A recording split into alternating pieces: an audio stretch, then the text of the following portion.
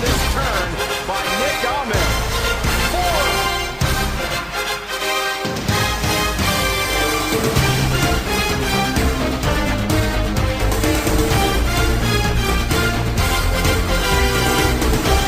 Hey guys, welcome to the brand new Double Play podcast. I'm here with my friend Backstage Baseball, and we're going to be doing a once a month podcast for you guys and gals, keeping you updated on all things Yankees. Okay, and anything that happens that's outer worldly in the Yankee world, we're going to do quick hit podcasts too, but expect something awesome from us once a month. I want to thank Backstage Baseball for coming on, my man. How you doing today? I'm doing great, man. Thank you so much for having me on. I'm so pumped to do this. It's going to be an epic podcast, and I'm really excited.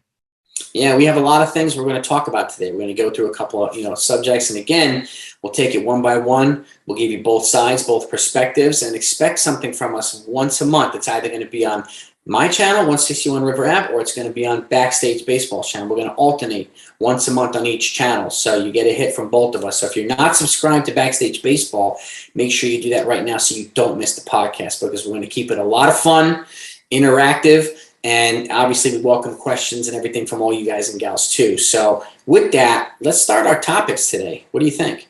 Yeah, sounds like a plan. You want to take it away, or should I? Go for it. All right. So let's start the Yankees' start to the season. This has been one of the most epic starts to the season. The vibes. Every night I'm going to bed thinking, wow, this is an amazing Yankees win. The team played well. It's not just one player. It's not just like a Garrett Cole good start. We're winning 2-0 like last year. This year, every person on the team is stepping up. There's a bunch of players I want to focus on. Let's start with Joey Gallo, and this is more on the negative side. He's striking out a lot. His walks are cutting down. I know I was writing a script last week for a Yankees recap, and I put Joey Gallo even before he struck out, even before he stepped to the plate, and Joey Gallo ends the threat with a strikeout. What are your thoughts on Joey Gallo? Can he rebound? I think Gallo can rebound. I think he's been quietly kind of just plodding through the mud, right? He's been getting a lot of strikeouts. He's barreling up on the ball better. And you're right, he hasn't been walking a lot. He's been walking a little bit more, but he's getting a little bit more base hits lately. So I see him coming out of his funk. And I think the Yankees have been remarkably patient with him because they know his power potential is there, right? And they know once he starts clicking, he's one of these guys that when he's hot, he's really hot. When he's cold, he's really cold. So you get him on firing on cylinders. You add him to Stanton. You add him to Judge. You add him to hopefully a hot Rizzo at some point again too. It's going to have the comings of like a modern day murderer's row. So I'm confident he's going to come out of this. It's just taking him a little bit of time. And again, I understand why the Yankees are kind of keeping him, being patient until he's under contract. They're paying him a lot of money, just like they're doing with Aaron Hicks. So they want to try to keep these guys in the lineup as often as possible, right? And hopefully they come out of their slumps, because the fact is too, if they're slumping, they don't have trade value either. So they want guys like that, in the lineup on a regular basis. And it's just good to see him starting to kind of, again, barrel up better, level, and like you said too, this is a team of, it's a better team defensively. It's a more disciplined team, and I'm also realizing it's a team of accountability. These guys are owning up to this stuff, like Joey Gallo, IKF owning up to his base running blunder last night, and saying these things can't happen. It's a mistake, and I won't let it happen again. This is a different team. Like there wasn't a very vocally accountable Yankees team over the last couple of years. These guys are doing it differently. It's a cohesive team, right? They're working together. It's a good vibe together, and they're hungry, they're disciplined, they're focused. And I like what I see about, after they lose a game, they're kind of coming right back and fighting right back after that. Whereas last year's team and other teams would fall into the spiral. And just, after they won 13 straight, then they lost like 15 of the last 18 last year. I don't see that happening with this team.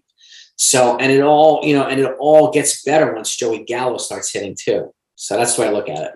Exactly. He kind of reminds me of like a Gary Sanchez. The Yankees are giving him a long leash. He has the power potential, and when he's hot, he can hit the ball really well. But when he's cold, you know what happens.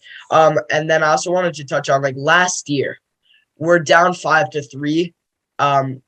This was Tuesday night's game where Judge hit the walk-off home run. Look, you're not thinking that we can come back. This year we're down 2 runs. Okay, no big deal. We can come back. Yes, indeed. It's a much more it's a much more fighting team. The Yankees were losing a lot of winnable games last year. Now they're winning a lot of winnable games. They're winning close games. And, one of the things that I like about this year too is whether it's a tie game or if a team takes the lead, the Yankees come right back. Team takes the lead again, they come right back. They were not doing that last year or the year before. So there's a different discipline. There's a different mentality. And I give a lot of credit to Dylan Lawson and his hitting philosophy. He's got guys thinking differently, hitting differently, right? Going after, not necessarily just relying on the long ball, even though they're hitting a lot of home runs. I still think they have the most in the majors, but they're not trying to hit home runs left and right. They're getting them by barreling up a lot. And if you look at guys like Giancarlo Stanton, who's got one of the most level swings ever, he just hits the ball so hard, most of the time it's going to go out, right? And like you said, with Judge's walk-off, he's been clutch more moments this year than I've ever seen him be clutch. So, and that's one of the things I've been hard on Judge about, is not being clutch as much as guys like Stanton. But I got to give him credit for it now. He's been clutch. And, and that's a testament to the discipline and the different mentality of this team, which really, really excites me and makes me confident that they're going to come back and win almost every time. Yeah. I want to talk about Marvin Gonzalez, because, boy, has he been basically he's just been surprising. He's been a huge impact. He's played a huge role on this team so far. The speed, he's gotten hits. He's done his job. I think he's done more than his job than what Yankee fans were thinking coming in here. And I just want to give a huge shout out to him, because he is helping this team succeed. And I think he's also helping the chemistry in the clubhouse. That, and he's like their Swiss Army knife right now. He can play infield and the outfield. And with guys like LeCastro being down right now, he's got value out there, especially since they don't have Esteban Florial up here, right? So he can play multiple positions, and that versatility and that discipline. And again, he comes from a winning pedigree, right? And he's been clutch. He's been a good contact hitter.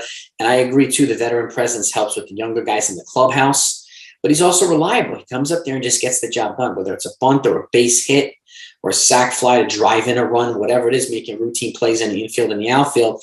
His impact is a lot. I think it's underrated, but it cannot be ignored. So I'm happy to have Marlon here. So, yeah, I also wanted to go back and touch on one thing.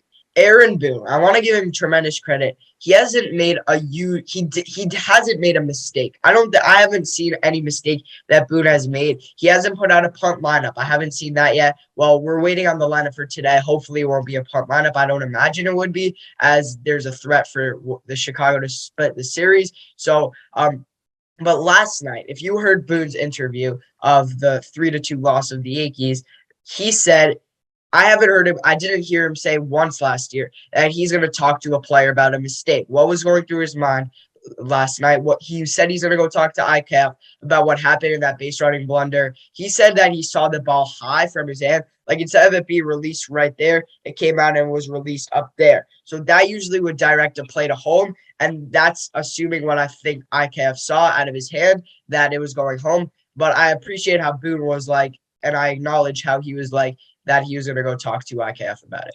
Yeah, that's something that, guys like Torrey used to do and Girardi used to do. And I felt last year was more like the Bronx Country Club. And now we're getting a little bit closer to the Bronx Zoo, where I think Yankee fans and the Yankees are much more at home, right? And we have these guys, feisty guys like Josh Donaldson, and guys that some people love to hate, right? Fans of the other team.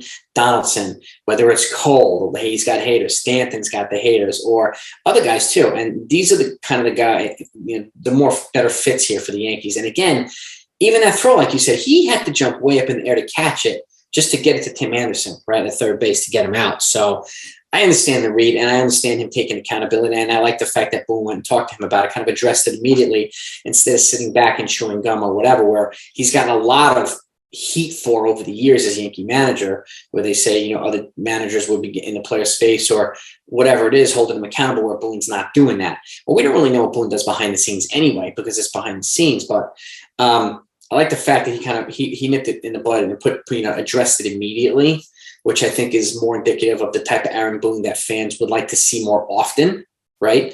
And it's refreshing. I mean, it really is refreshing. So and he's evolving with this team too, just like coaches evolve, players evolve, and the managers get evolving. It took a few years for Girardi to kind of find his way with the Yankees, and the same thing's happening with Aaron and Boone. So I give him credit. They're 24-9 right now So he gets credit for good managing. Yeah, for sure. Let's move on to my next topic here. I want to talk about the Chicago White Sox. The Chicago White Sox, if you remember last year, the Minnesota Twins, they had so much hype coming in. They made some big moves in the offseason, and they were expected to be the next big playoff team, a surprise, and they were one of the worst teams in baseball last year. Are the Chicago White Sox doing that this year? They added Kendall Graveman. They made some big moves in the offseason right here. And look, they made that A.J. Pollock trade. They were expected to be a World Series candidate, and right now they are just slumping. I think it boils down to health for them, the White Sox. I mean, they didn't, and they brought in Joe Kelly. They traded, like you said, they brought in A.J. Pollock for Craig Kimbrell and Graveman. So they really added to that bullpen. They added some meat to that bullpen. But right now, Lucas Giolito's out. He's hurt. Lance Lynn is hurt. And I think Michael Kopech is either hurt or coming back. So 3 of their 5 starters are out. So to me, Kopech's pitching today against the Yankees. Kopech, so he's back. Okay, so he's pitching against the Yankees, which is good. But they still have their top 2 guys out, right? Yeah. So, and that Giolito's their ace, and they brought in Lance Lynn for reliable, meat and potato innings. So, and both of them are not currently not available. So that hurts them. They also had Eloy Jimenez out for an extended period of time too, and so they have some key players out. So, but and I think again. On paper, and I don't like to say on paper because it's just on paper, but on paper, they're better than the Twins. Or last year, better than the Twins were this year. Twins made some moves, but, the White Sox did make the playoffs last year. And I expect them to make the playoffs this year. But that said, I think the one team that could spoil it for the Twins and the White Sox could be the Guardians because they're just they're sneaky good like the Tampa Bay Rays. Not flashy, nothing, but they're sneaky good. And they have a habit of eliminating teams. And but as in going back to the White Sox Twins thing, I see the White Sox winning the division if they go back to full strength, full health. I could see the Guardians winning the division and the White Sox going down a third if they're not healthy. I could see that too because they're like you said too. They're not all together. They're not firing on all cylinders right now. You could see their potential with like Tim Anderson and a couple of these guys, but they're still missing pieces. So.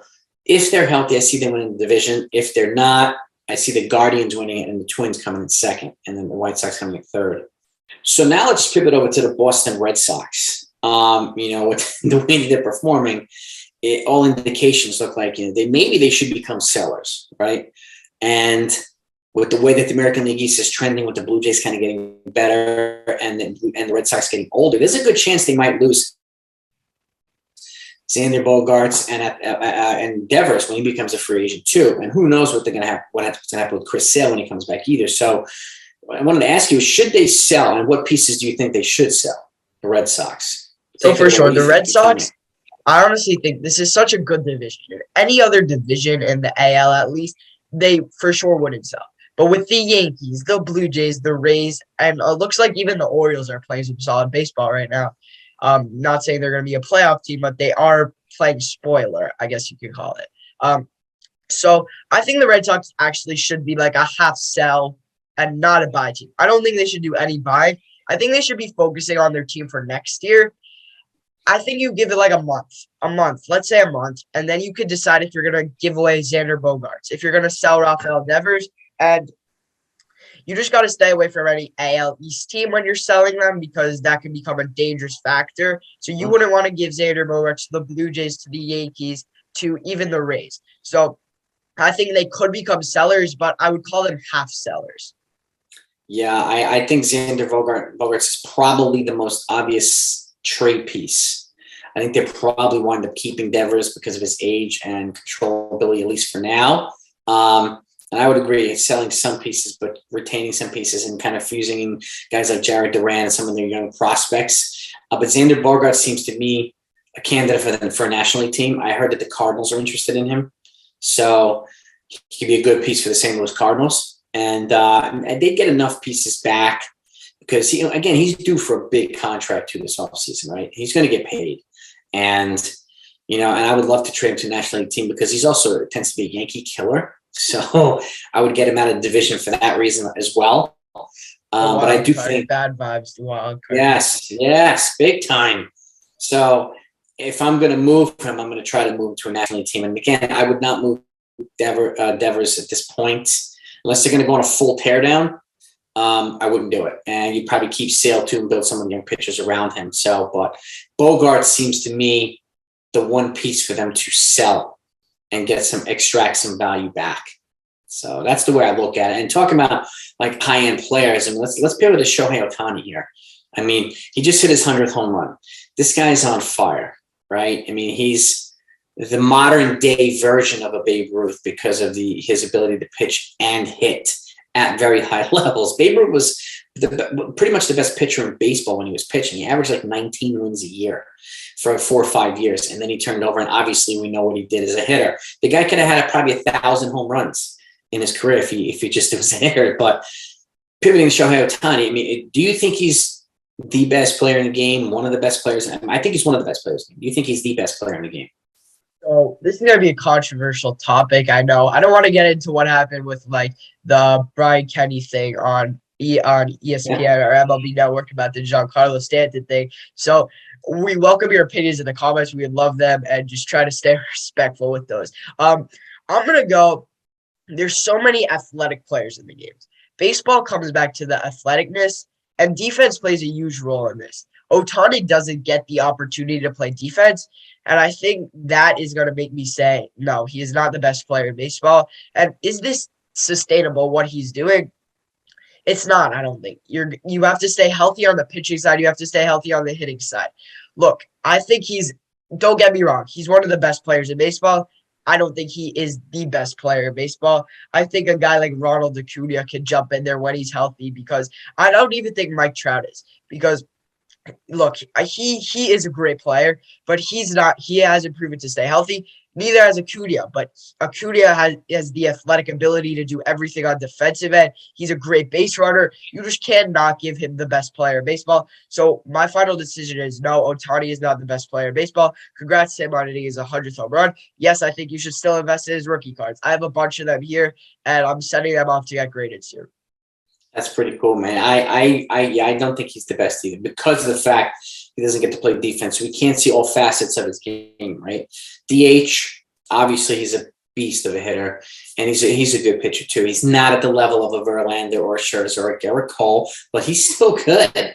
So, and again, good and great, that's not a bad combination. So, and to me, that's an elite player. So, and again, I still think Trout is one of at the very top. I still think guys like Judge and Mookie and Acuna, now that he's healthy, are at the very, very top. Very, very top 5. He's, to me, is 6 to 10. Okay. And because of the fact that he doesn't play defense in the outfield. So but that's still an elite player. And again, he's going to get a monster contract when he becomes a free agent, as long as he stays healthy. So, and it would be nice to see him stay on the Angels, actually. Maybe they'll get a chance to make a playoff run with Trout, who deserves one, and some of these other guys as well. But yeah, I don't think he's the top. They're looking good. They are looking very good. And he's a big part of it. So, and again, he's a great teammate. He's a classy player. But I think he's 6 to 10. I say he's 6 to 10. If I were to go for one team, to make that I would want to make the playoffs this year, besides the Yankees, for sure the Angels. Obviously, when they play the Yankees, I'm rooting for the Yankees, but this is just a team that I love. I love how Andrew Velazquez is on this team, Tyler Wynn. I love both of those players with the Yankees. Their time was up, but I still love and hope for this team to make the playoffs. Yeah, and they're fun to watch. I mean, they are fun to watch. And speaking of the Yankees, I mean, I do hope they wind up with the number one guy in baseball, in my opinion, which is Juan Soto. So at some point, we'll see if that happens. But that could be years from now. It could be a year. Who knows? He's a free agent in 3 more years. But he, to me, is the number one in the game, and then Acuna and Trout are kind of like 2 and 2A and 3, and some of these other guys. But Soto, to me, is the number one guy. Yeah, so, speaking of number one, let's pivot over to the crosstown rival Mets. I mean, these guys. What can you say? Like they're a great team.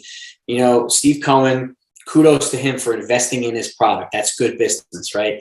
And he brought in a lot of guys with championship experience. He brought in a bulldog on the mound with Max Scherzer to complement Jacob deGrom. Like, what can I say? I mean, they keep winning.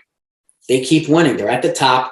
And again, this has a different vibe to me. Like last year, the Braves weren't flashy, but they were the world champions. This, to me, they have a very formidable rival this year in the division and the Mets. I could see the Mets taking the Braves all the way down to the end if they stay healthy.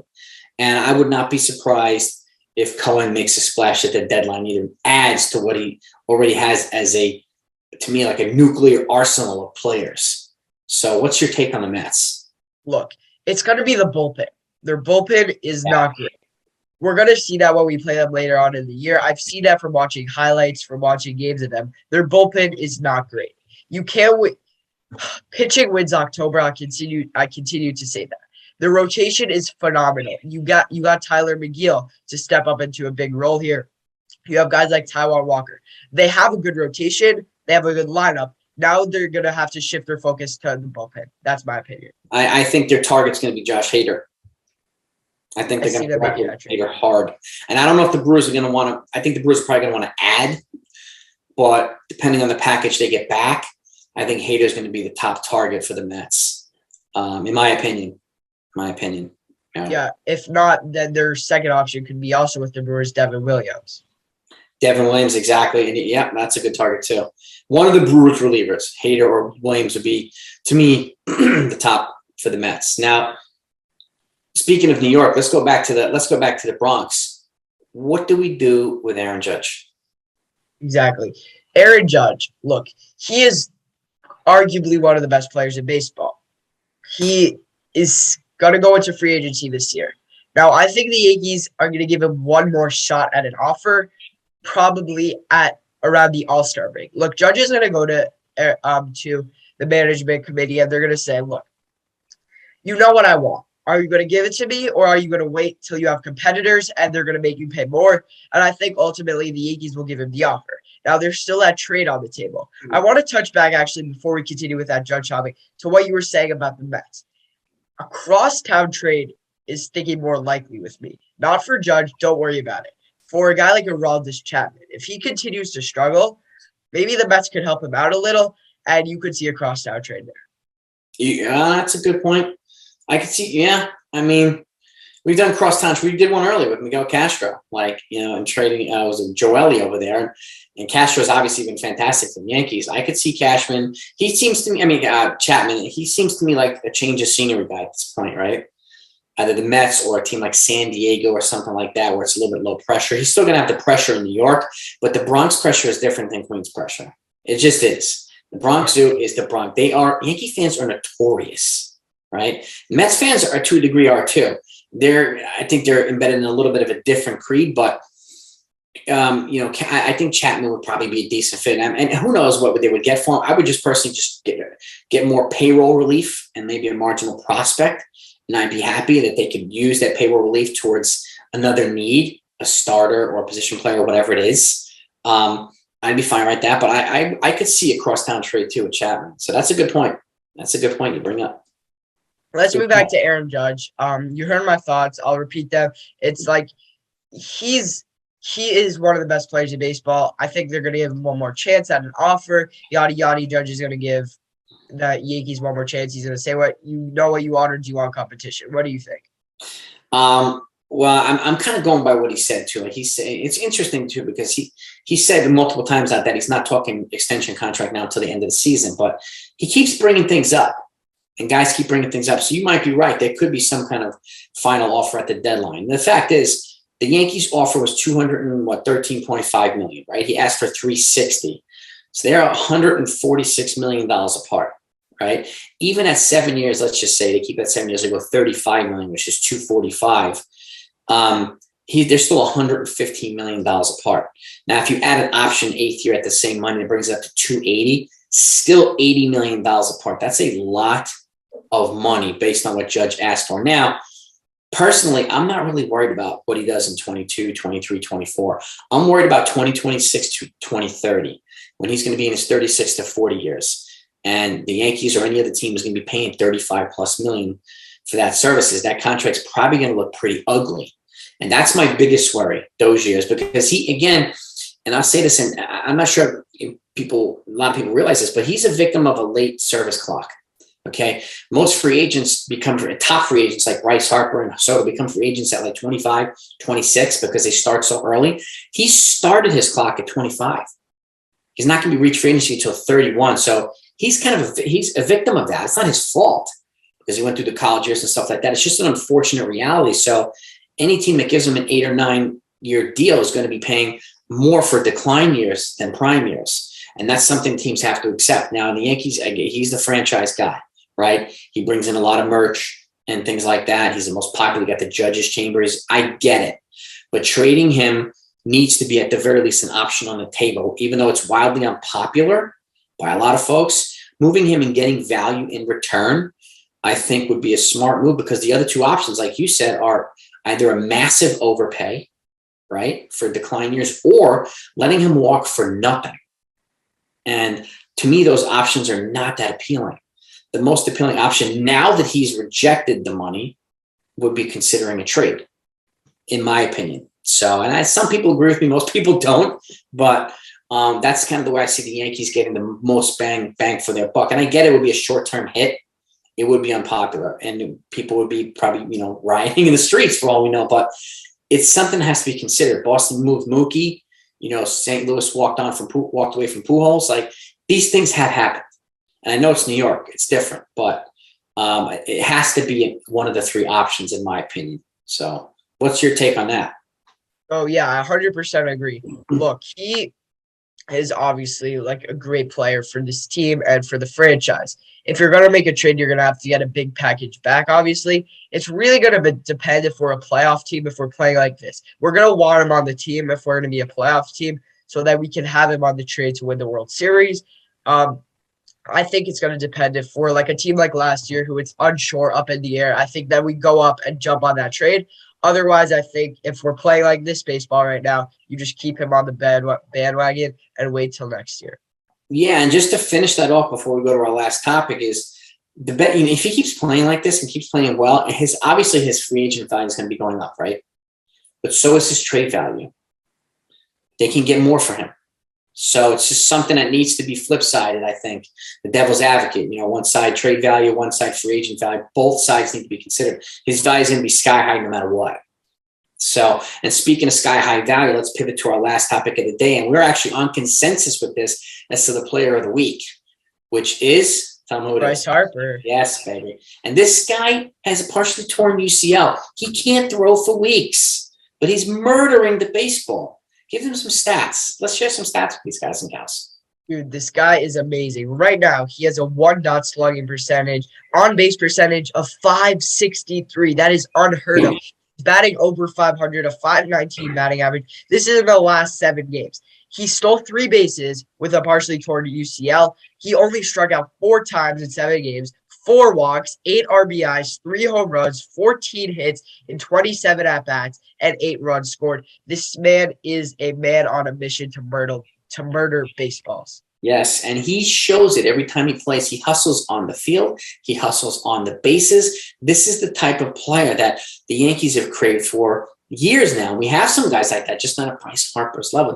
Bryce Harper, to me, is the guy that got away, right?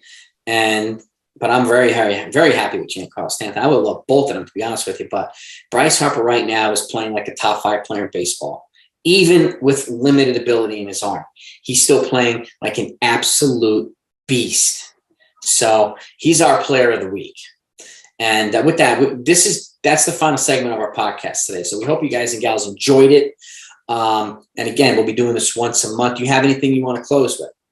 I just wanted to say, next episode I was looming, maybe we could do a hot takes thing. So if you want to drop your hot takes in the comments, if you have any takes, any questions for us, I'll be answering them even on Jason's video. Jason can go on and answer them. Any hot takes we can get on in the next video, or any good questions about this, or any topics you want us to touch on, just drop them in the comments here. Check out my channel. That will be where it'll be at next episode, which will be in mid-June. And thank you guys so much for watching, and I will see you next time. Thanks so much, Jason, for having me on. Take care, everybody.